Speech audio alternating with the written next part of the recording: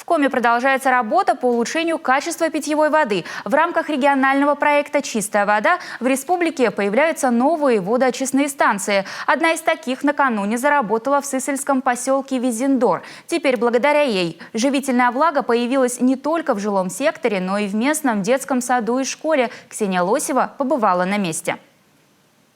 В этом году Визендорская школа, в которой сейчас учатся 57 учеников, празднует свой юбилей – 45 лет. Несмотря на уже солидный возраст, учреждение старается идти в ногу со временем. Еще в конце прошлого учебного года здесь приобрели посудомойку, картофелечистку, новую посуду и столы. А еще поменяли окна на пластиковые. Теперь в здании стало намного теплее. Но главный подарок к юбилею, говорят, здесь все же чистая вода. Еще несколько месяцев назад из крана в школе текла коричневая жидкость. Ржавчина, очень много железа было в воде, раковины постоянно с коричневого цвета были после того, как пользовали водой. Посуда не отмывалась, то есть это ободки на посуде. Осадок, то есть пить ее вообще уже там куда-то использовать. Но после очистных сооружений намного вода чище, то сейчас она прозрачная течет, и в принципе дети очень довольны. К слову, довольны чистой водой здесь не только школьники, но и взрослые. Старожилы вспоминают, системы по очистке воды в сельском поселении до этого никогда не было. Из скважины вода шла напрямик к жителям вместе со вкусом железа и примесей. Местное население к этому даже успело привыкнуть и по сей день пользуются колодцами.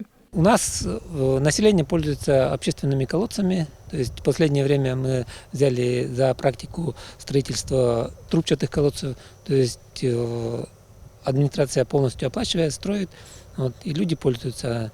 Но сейчас очень многие в своих дворах также строят трубчатые колодцы, очень удобно и пользуются. То есть ни от кого не зависит, есть вода, есть.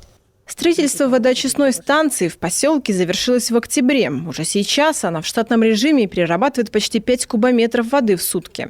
Это полностью покрывает потребность населенного пункта. В рамках реализации этого инвестпроекта достигнуты показания качества воды в соответствии с АНПИНом по таким характеристикам, как мутность, железо, кремний, что, соответственно, было в излишке до реализации данного проекта. До конца года в эксплуатацию планируется ввести еще одну станцию в селе Визинга. Сейчас на объекте ведутся строительно-монтажные работы.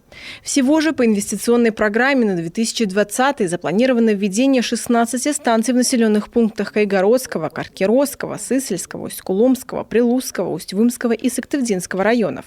6 из них уже работают. Ксения Лосева, Роман Боровиков, телеканал Юрган, Сысольский район.